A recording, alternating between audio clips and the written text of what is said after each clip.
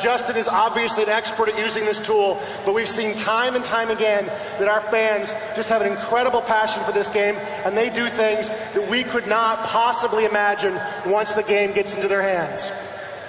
So here's another map put together. It starts to look like a regular map, but suddenly we find ourselves, what's this? A third-person action game.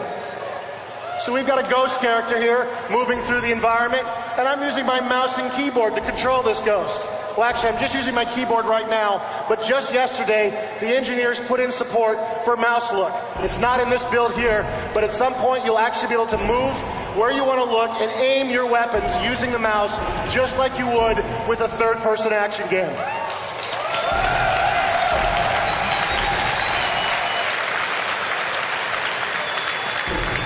As you can see, we've moved from a rural environment into the city, and we've been fighting against the Zerg. And if that wasn't enough, now we're going to go inside a building, and we're going to talk to a character as part of our third-person action RPG. And having spoken to this character, we're going to use some custom UI created in our scripting engine, and we're going to move back into the city and engage the Zerg threat.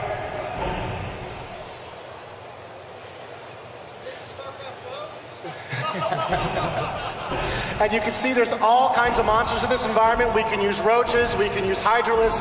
Anything that we could use in the RTS game is easily used by our mod makers down here as well. You could make custom units and put them here as well. These are just sort of standard Zerg units that come with the game, but you can put anything you can think of in this environment as our ghost character moves through this environment and just blast the place up. And if that wasn't quite enough for you, we've also got the ability to take our ghost character underground. We are underground in a real-time strategy game. Unbelievable.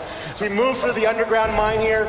We can continue to engage the Zerg, fighting with our weapons, aiming our weapon carefully. We can engage our cloaking device using custom UI put in by the designer of this mission.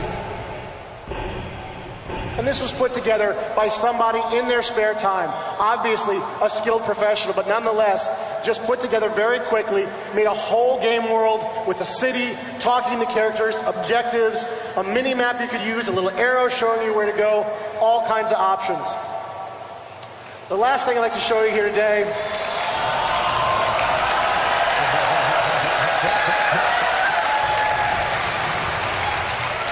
this is our Lost Viking game. We've got a little Viking fighter ship there trying desperately to find his way home as he battles through a swarm of Protoss enemies.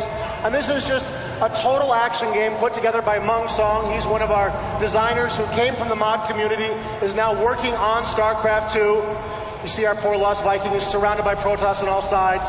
He's trying to deal with the carrier, and suddenly a mothership arrives. You notice there's some custom UI there at the top. At the top right, there is a green boss bar in play there that will tell us how quickly we're damaging this unit.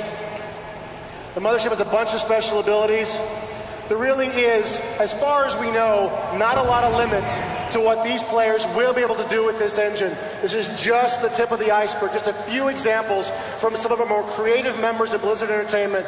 But really, who can say what's going to happen when the power of this editor and the power of BattleNet 2.0 finally gets into your hands, the users?